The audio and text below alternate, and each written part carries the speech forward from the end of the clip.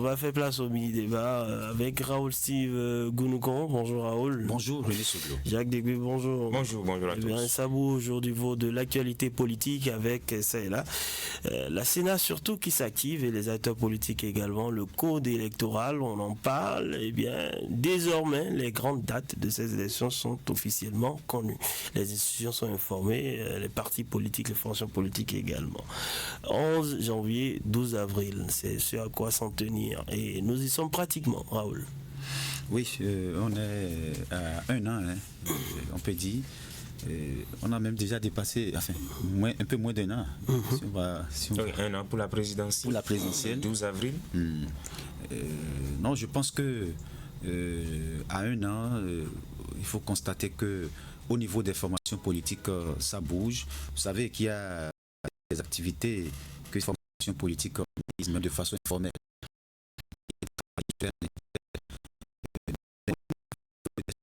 Chargé également de l'organisation de ces élections, que le président Saka Lafia a rencontré les responsables de l'ANIP et donc au fin d'harmoniser les points de vue sur un certain nombre de préoccupations, les postes de vote qui ont augmenté. Il y a également les autres aspects liés à cette élection, c'est-à-dire que tout ce qui concourt à la bonne organisation de l'élection, ces structures sont donc de tout faire pour que cette organisation soit un succès. Et donc je pense que chacun est dans son rôle, tous les acteurs impliqués, de sorte que nous ayons une élection bien organisée. Évidemment, vous avez parlé du code électoral qui continue de diviser. On ne s'accorde pas. On a écouté il n'y a pas longtemps le président Patrice Talon qui est resté ferme sur sa position. Rien ne va changer. Mais quand vous écoutez d'autres acteurs, vous vous dites, est-ce qu'il n'est pas temps que parviennent quand même à harmoniser les points de vue, parce que c'est des élections générales, c'est des élections qu'on n'a jamais organisées, c'est pour la première fois qu'on veut faire cette expérience-là, mais si déjà on ne s'accorde pas pour une toute première expérience, je pense que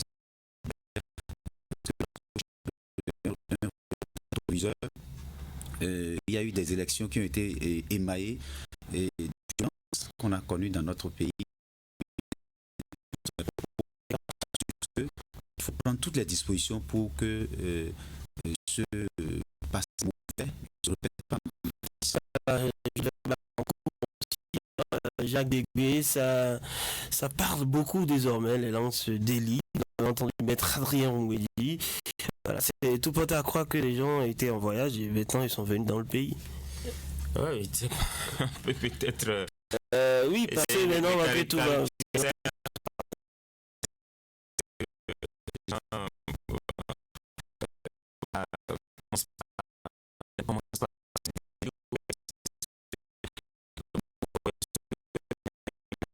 Véritablement a fait sortir, mais au fur et à mesure que les échéances s'approchent, ils se disent bon, pourquoi pas, c'est maintenant qu'il faut parler, et si on peut encore corriger quelque chose avant les élections proprement dites, il faut le faire, et c'est dans ce sens-là, je crois que de faire quelques sorties, il y a d'abord eu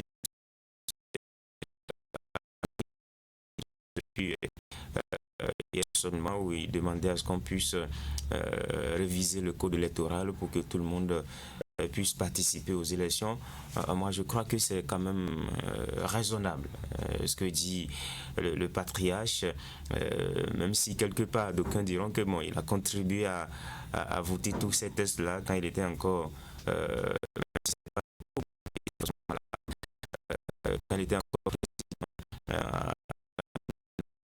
c'est pratiquement sous son règne qu'il a participé à tout ce qu'il y a comme réforme aujourd'hui au niveau de la classe politique béninoise. Moi, je crois que, un peu pour faire référence de nos confrères, quelque chose à corriger, il faut le la révision est encore possible.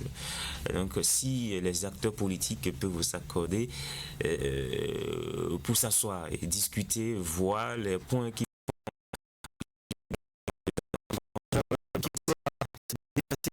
pas dépasser.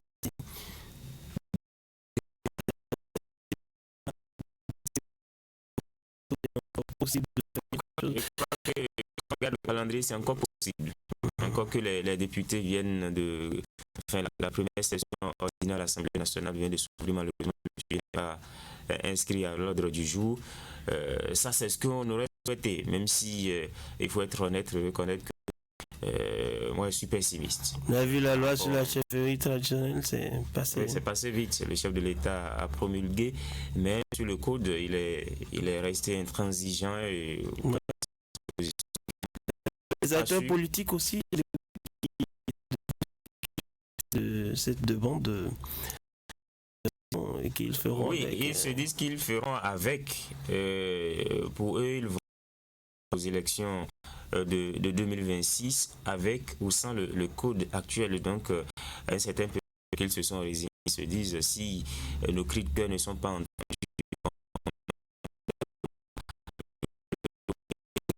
Comme paraphraser Maître Ngwedi, Raoul Tegoun, que fait aujourd'hui pour éviter les élections Wahala?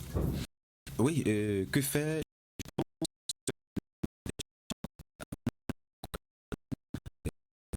Se retrouver et échanger. La chose est possible. Bon, c'est la position tranchée de l'État qui me dérange. Je me demande si... mais il peut toujours reviser cette position-là. Si ça va être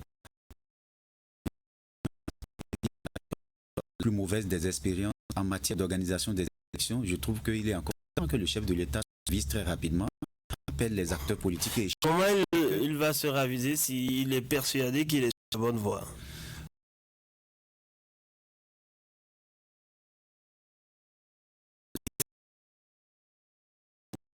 Mais ça va être trop tard. Il faut que ceux qui l'entourent puissent lui parler. Est-ce que vous pensez qu'il se trompe? Non, il peut se tromper.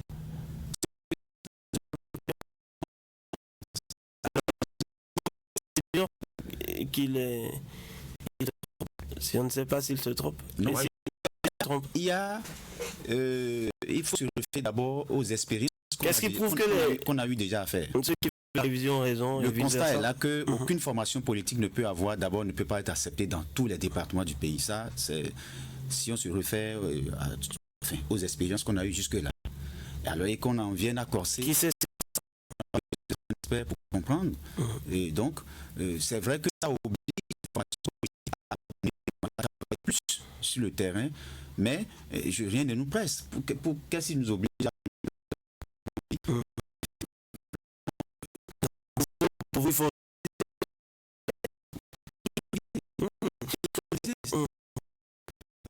La position tranchée du chef de l'État, moi,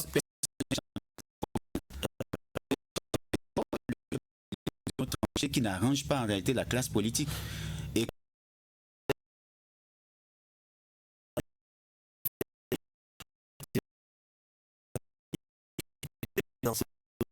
oblige les gens à se mettre ensemble. Ouais. Non, on peut faire des réformes. Parce que vous sentez toujours cet appétit des acteurs politiques d'aller de façon solitaire, de ne pas rentrer dans les rangs. Non, mais même aux Est-ce que vous ne le sentez pas? On peut écouter, même aux États-Unis aujourd'hui, la France ou les grands pays qui sont des modèles de démocratie, les gens peuvent aller sans être dans une formation politique. Aux élections.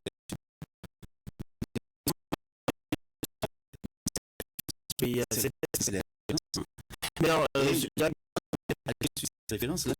Jacques Début, est-ce que si les choses ne changent pas, on ne pourrait pas se concentrer sur l'essentiel, organiser les élections sans heurts? Je crois que les mouvance ou de l'opposition, notamment de l'opposition, parce que c'est à ce niveau qu'on réclame la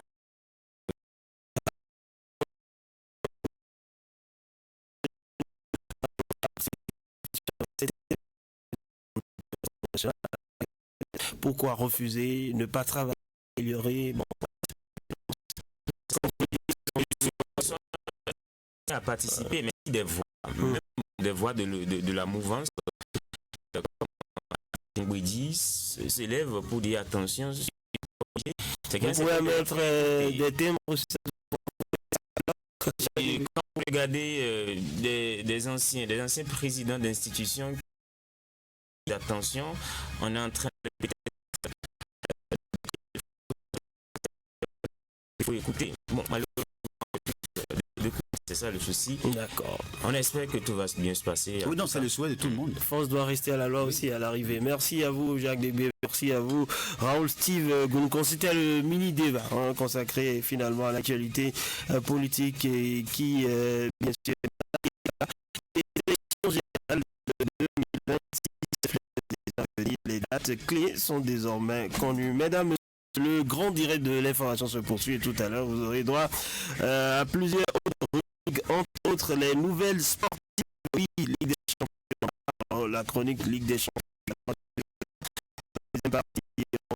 Aussi sur la rubrique Monde de l'écho, on parlera de ces performances des régies financières, plus de 200 milliards en 2024 pour la douane, les impôts et le trésor, tout également sur l'environnement avec les